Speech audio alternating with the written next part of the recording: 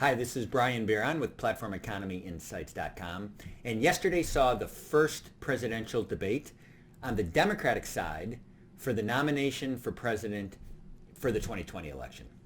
And yesterday's debate featured Senator Elizabeth Warren, who's been the candidate most outspoken, both in terms of her level of interest and also the level of specificity of her proposals regarding the topic of breaking up or otherwise reducing the impact of what she sees as the dominant digital platforms.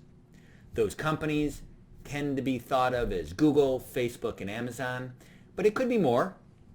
She believes that there has been too much consolidation, too much growth in the size, scale, and influence of digital platforms like those companies, and has come forward with some specific ideas as to how to deal with it.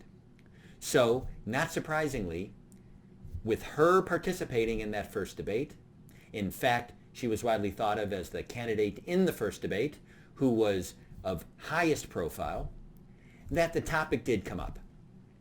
And she laid out her position, which is that both those companies are too big and that they're hurting the market with their dominance, and her specific ideas regarding how to deal with the problem, which include, number one, limiting their ability to acquire other businesses, other digital service providers, because she believes that reduces competition and also undermines future competition, and also potentially unwind previous acquisitions by the biggest companies, which would be quite a drastic antitrust step.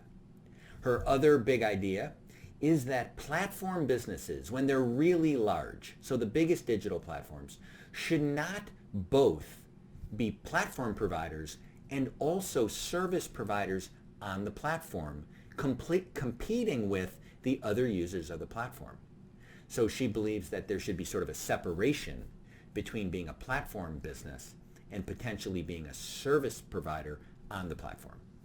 So yesterday's debate, the issue was raised.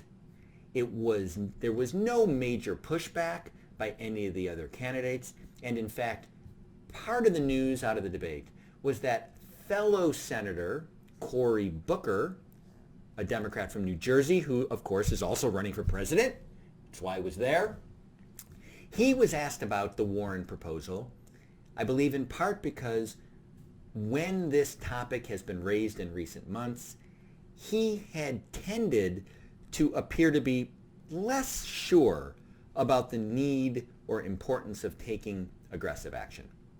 And so this was seen as a potential point of difference between some of the leading candidates. So he was asked about it. He came out in what was perceived as a stronger pro-action message. In other words, he was also saying that there was major issues with consolidation and market dominance, including by big tech businesses, and would be also willing to look at aggressive action like Senator Warren is calling for. So that was interesting as well. Now, you're probably interested, Platform Economy Insights users are interested in what's really likely to happen. And the answer is, of course, we don't know. We don't know who's going to win. We don't know how the debate's going to evolve. There's always President Trump and the Republicans, and they have their own issues with tech, including big tech, which at a high level does show that there's bipartisan concern about technology businesses and the biggest ones. But the kinds of concerns are different. And certainly the different remedies that have been thrown out, they're not just different, but there's a whole bunch of them out there.